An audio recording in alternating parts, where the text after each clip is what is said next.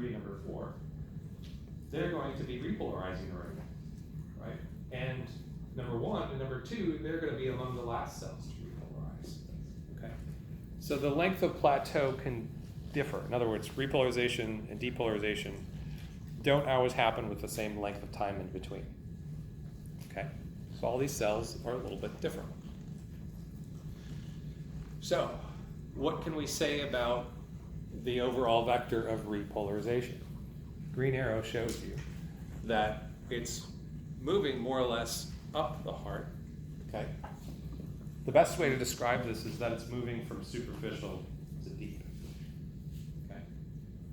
In fact, some people will describe the different populations of cells here. The yellow part might be the subepicardial, don't remember these names, right? And then myocardial and subendocardial as describing different layers of this heart. It's moving from superficial to deep, okay? But the overall vector, and again, kind of weighted because of the strength, the size of the left ventricle, is that it's pointing away from our positive lead. Okay. So it's a repolarization headed away from our positive lead, which is why it's positive. So you said the plateau lengths can be different. So would you expect to find in 3 and 4 shorter plateau lengths, and in 1 and 2 longer plateau? In the last, yes, what I labeled 3 and 4, I guess I lost my picture thing. The last portions to depolarize might be like this. They are going to have the shortest length of plateau because they just finished depolarizing and now they're repolarizing already. Okay. Whereas the first population in the septum is not going to repolarize. Okay. Those repolarizations are not propagating the way that depolarizations are. Okay. Think about the way that these electrical waves spread. In depolarization, right, it's propagation. One cell's membrane stimulates the next part of the membrane, which stimulates the next part, which stimulates the next cell's membrane, and it propagates by the opening of voltage-gated channels, right? Repolarization doesn't work that way, right? Repolarization has to do with the properties of those cells and their individual channels. Okay, repolarization doesn't propagate. That's why it can be different. Okay, that's complicated. Okay, but the essence of what you need to understand here with this T wave is that it moves from superficial to deep, right? The first parts to depolarize are when the last parts to repolarize. Okay. All right. So if somebody asks you, like on a test or something, why is the T wave positive when it's a repolarization? Shouldn't it be negative? And the answer is, of course not. Why? It's a repolarization headed away from the positive electron.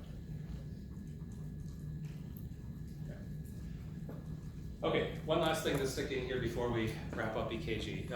Atrial repolarization. Atrial repolarization, most folks will tell you that it occurs right about here at the same time as the QRS.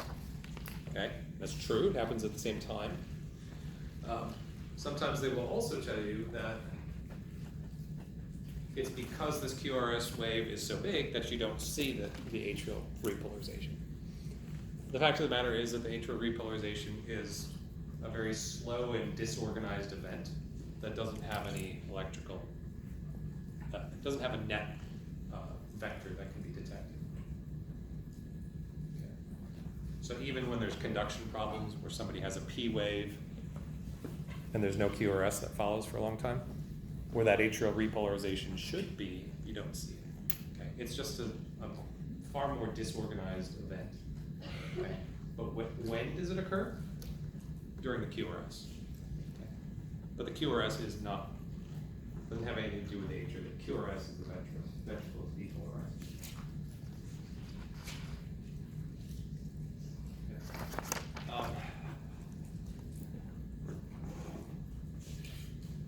Is it clear? So, let's summarize this. P wave, what's going on?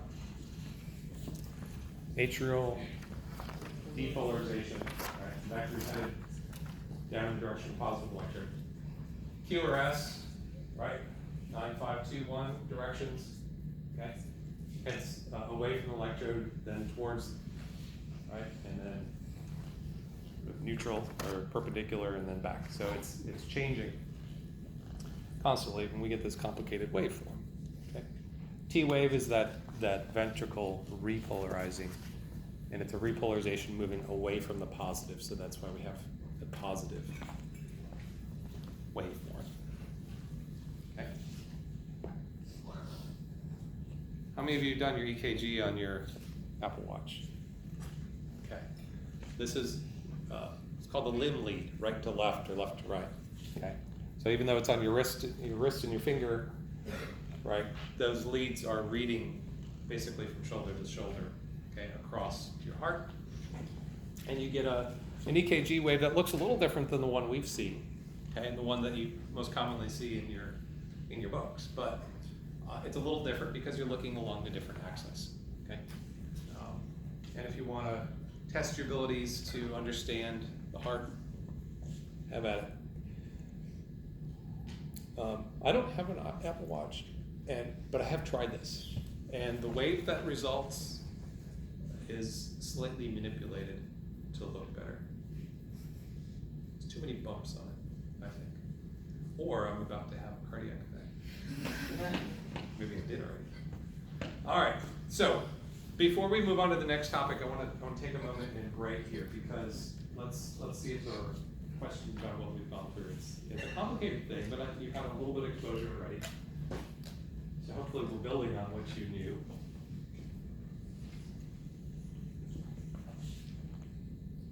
Do you have any concerns about what you're going to be expected to do?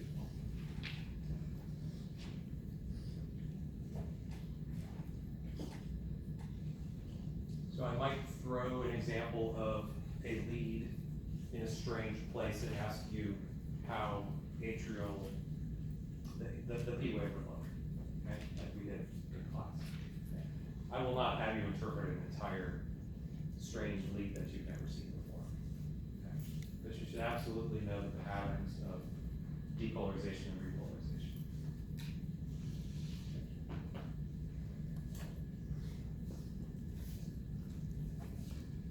No? Yes? Why are the PMT waves kind of rounded off, whereas the QRS waves very Okay. The shape of the wave has to do with the acceleration of the wave. If we have a wave that's moving, I shouldn't say acceleration, the velocity of the wave. So if the wave is moving rapidly, you have a sharp peak. If it's moving slowly, you have a rounded peak. And so the QRS wave has these jagged peaks because they're moving with great velocity.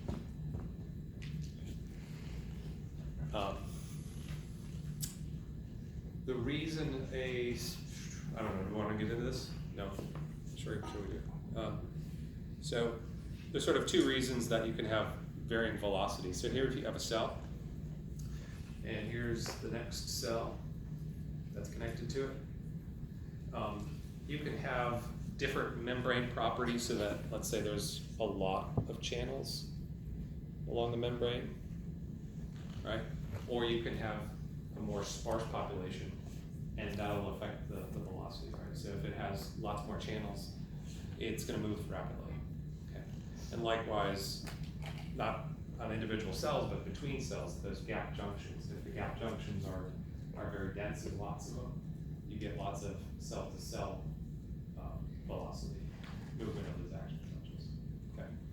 All that to say is that the reason that you have these peaks looking different is that they're traveling with different speeds, which is basically a function of how quickly the action potential is.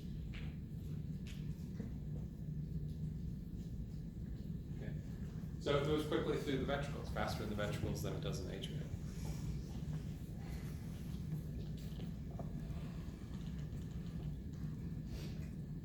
Moves really slowly through the AV node, which is part of the reason we have this delay.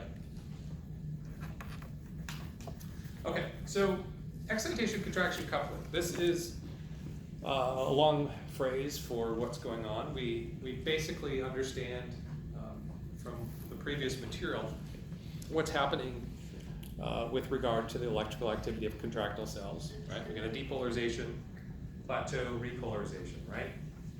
So, review time.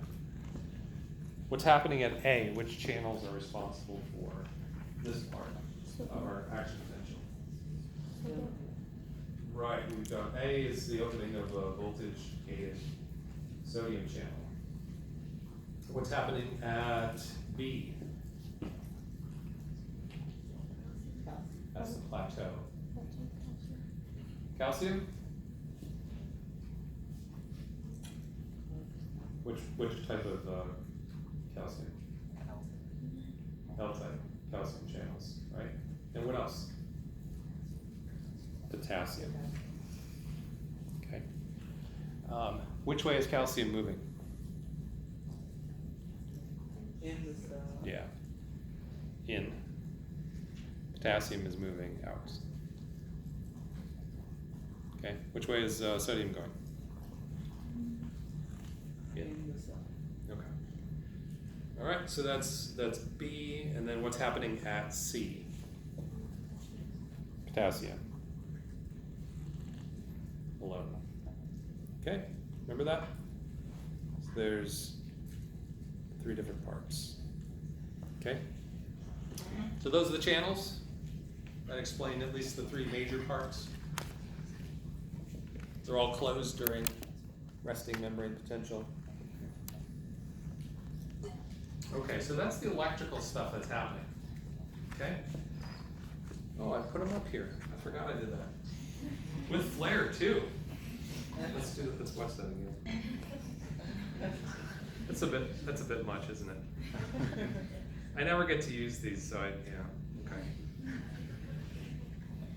That's what I just wrote, but different.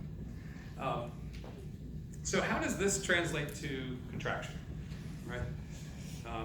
Well, cardiac muscle is a little bit different from skeletal and smooth muscle. All 3 have some peculiarities. So I want to spend a little bit of time on cardiac. So here's a cell, and it's sort of ridiculously simple, but all the parts are here that you need to know. And let's sort of run through the list, right? So number 1, we've got an action potential that's spreading, and it's the depolarization wave that is spreading. Okay, the depolarization propagates through the cell onto the next cell and so on.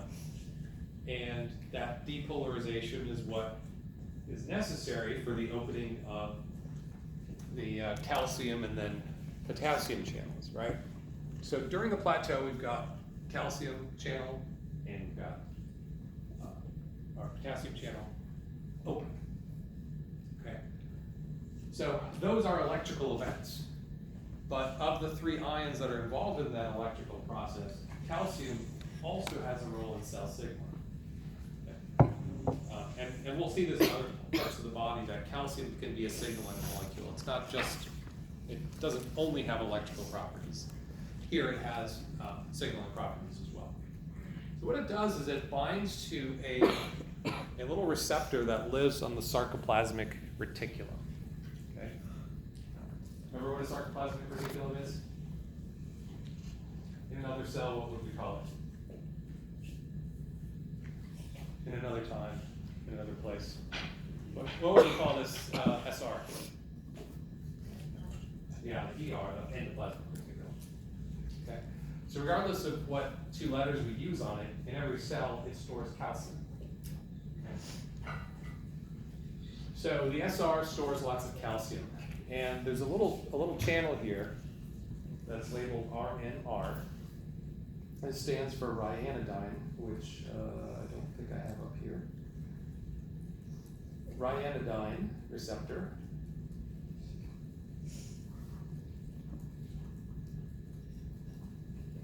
receptor.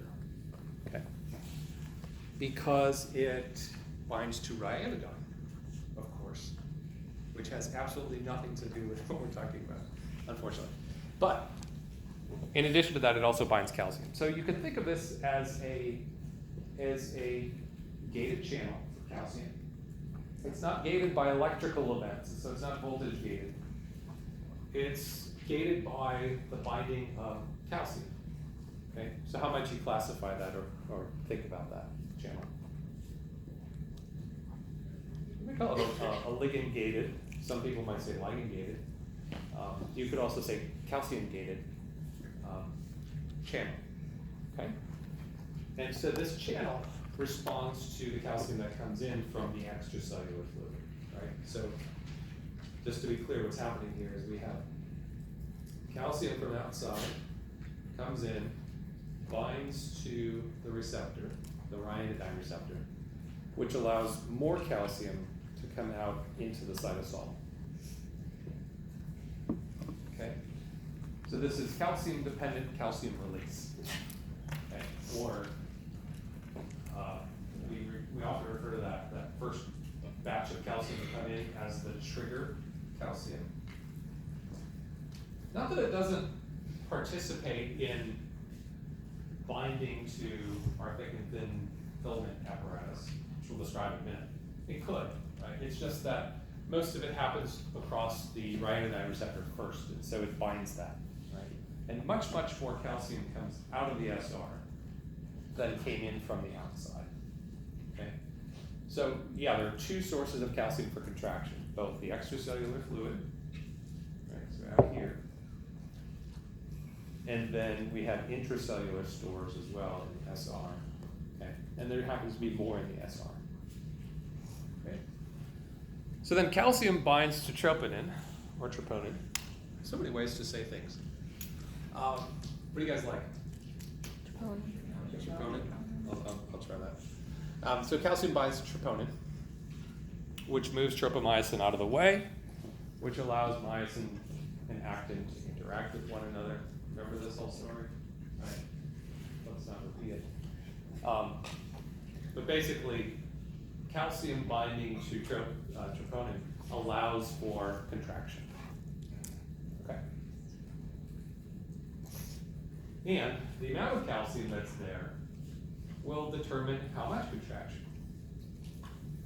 Okay. So just because you're throwing some calcium at the thick and thin filaments doesn't mean that they all have binding sites available and can interact. Okay, it's a proportional thing. Okay, so let me run through that again. So we've got action potential leads to the plateau phase. Plateau means that calcium's coming in. Calcium binds to what? Ryanodine receptor, which happens to open in response to that calcium, and what comes flying out of the SR? More calcium. Okay, calcium binds. More troponin, that's right. And tropomyosin gets out of the way, right?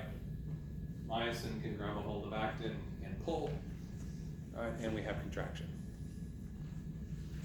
So when, like, they do like troponin tests, like in medicine, what are those measuring? If they do like a 1, 2, and 3 hour test, I think, or something like that? I don't know what the test is for. Okay, I'm not familiar with the test at all. okay. What is that for? You know? Usually, I mean, I work in ER a lot, Yeah. so like usually they do like, Oh, okay. with PE studies that we do in CT. Okay, I'm sorry. So troponin is I'm sorry, lost a little bit. Troponin is something that you don't ordinarily find in the blood, Okay. right? So if you're doing a blood test and you find troponin, Mhm. it means that you've had some cell damage, Okay. right? And so there are other markers that can be used as well, but troponin is one that's used. So if you have troponin in your blood, you've had some cell death, right? It's basically Specifically like heart cell death or just in general? well, muscle cell death, right? So it's going to be in skeletal or cardiac. And if somebody's suspected of having a heart attack, sort of assuming that there's not some other skeletal muscle thing that could be contributing. But yeah, so the various time points, I don't know how long it should Yeah. be present. Okay, In I the just body. wanna know what the test was on. Yeah. Yeah, so that's one way of detecting whether somebody's had Okay. some heart cell death. Yeah. Yeah, you shouldn't find intracellular proteins in the blood. Yeah. Okay, and feel good with this? This is pretty straightforward. So just keep in mind there's two sources of calcium for contraction. The first is trigger calcium from the extracellular, and generally that's has a bigger role in releasing calcium than binding to troponin.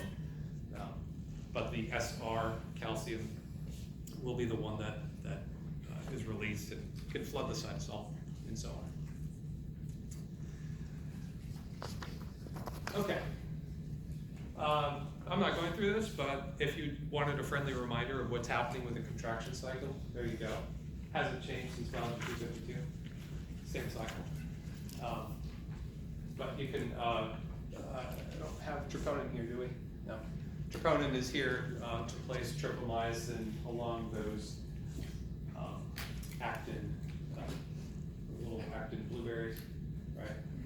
Covering up their binding sites for myosin. Okay. If you feel like you don't have enough to do, maybe you could study that, refresh your memory. So, first question, I'm gonna have two of these in quick succession. First of these is, which of the statement accurately reflects excitation, contraction, coupling in. By the way, does anybody need more time? I don't think so. Okay. All right, what's the explanation here?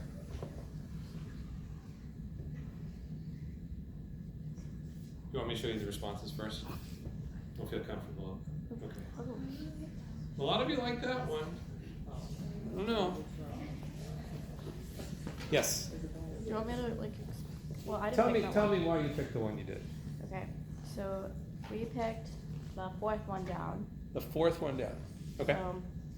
Because we know that you had said that a lot of calcium is in the SR, and really we just need the RNR to be open. So it doesn't matter how much is going to open it.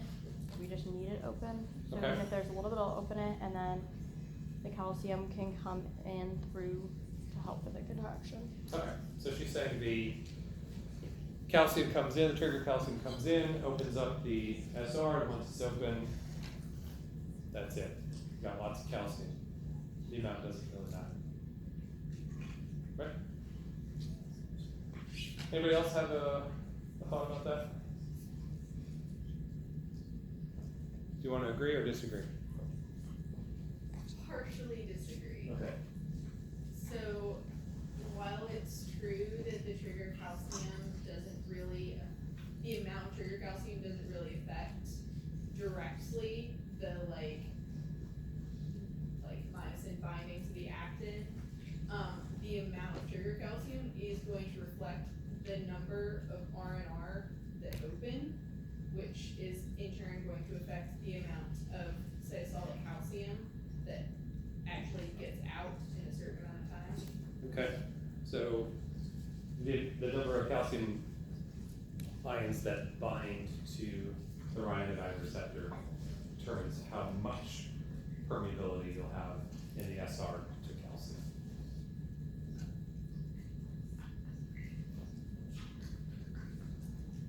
Any other perspectives? Which one is right? No last. So there's the best answer. You like that? The best answer is the latter, because there is a proportionality to both of these events. So the amount of calcium that comes in will determine how much of that ryanodine receptor, but there's not just one, right? They're all over the SR throughout the entire cell. The amount that comes in will determine how many of those channels open. Okay, and then in turn, the amount that's released will determine how much contraction there is. Okay, so it's both the contraction is both proportional to the amount that comes in from the extracellular and proportional in a different manner to what's coming out of the SR. Okay. The part that's true is that at some point you lose that proportionality, right? So once you have a flood of intracellular calcium coming in from outside, you can't make those once you've opened up all the ryanodine receptors, you can't open up more of them at some point, okay? But generally speaking, under normal conditions, what we find is that there's a proportionality between what goes into the cell and what comes flying out of the SR to bind to troponin. Okay, so the last, the E, is the better answer here. Okay. Okay. Can you read those? He has an abnormally short ST segment. Remember, that's between the S wave and the T wave. What can you conclude? Okay.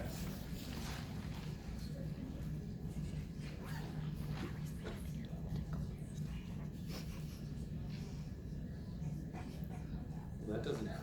I can't even see that.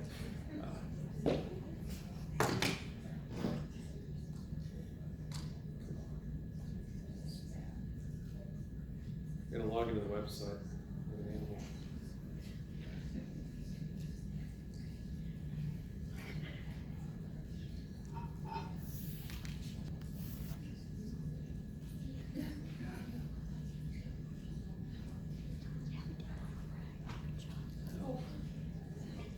I can't read that. It's the last one. He has a shortened plateau and less cytosolic calcium than typical. That is really hard to read. Okay. How do you know the plateau is shorter? Because it's the ST. Right, the ST is the length of time that we have the plateau, right? So depolarization starts at the QRS, middle of that QRS complex on average, right? And the repolarization is the T wave, so in between them is our plateau, okay? The plateau, you'll remember, why do we have a plateau? It's what's happening to keep the membrane potential high? What does it depend upon?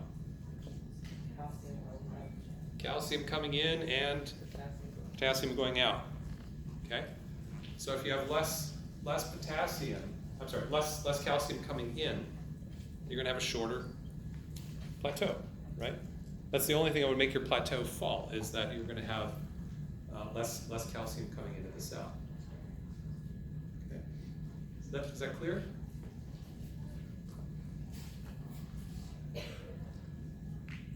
That was kind of crazy. Never had Pull Everywhere do that to me before. Okay, how do we relax? Good question. Everybody has a different method, different ways of relaxing. Most of them don't involve physiology, right? Or at least the study of it.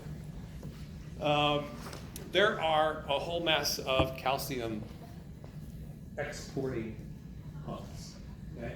Exporting from the cytosols. So some of the calcium is going to go back into the SR, right? And we have a pump for that. It's a calcium ATPase, and it's called the SERCA, CIRCA, okay? This stands for sarcoendoplasmic calcium ATPase. It's the same one you'd find in every cell of your body that has either an SR or an ER. So it's sarcoendoplasmic, to cover both options here. Sarcoendoplasmic reticulum calcium ATPase, and it pumps calcium back into the SR. And then we have two different pumps that pump calcium out.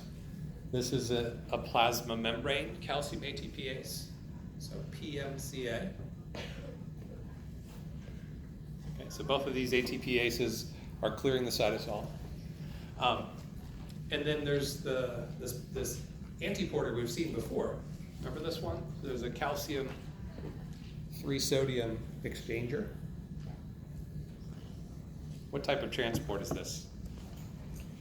Counter.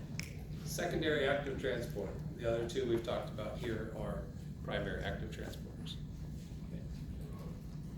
Right, and the reason we've seen this before is because we discussed digitalis, right? And digitalis works on the sodium potassium pump, and that sodium gradient that's established is necessary for our calcium sodium exchanger to work. Okay. So these three things are working, and they're clearing the cytosol of calcium. But what turns them on? How do they know when to start relaxing? What do you think? Okay, it's a trick question. They're always on. They're always on. Okay. And under normal circumstances, there's very little calcium inside the cytosol. So there's not much for them to do, right? They need calcium. They need to bind calcium in order to export it. So they just don't do much. But when the calcium levels rise, they quickly increase their activity and get rid of the calcium. Okay. So there's this back and forth. With every contraction, there's a flood of calcium into the cytosol, and then there's a very strong effort to get rid of that calcium just as quickly. Okay? All right, we've got a little bit to cover next time, but not a lot, and then we'll be on to our next topic, which is the contraction cycle.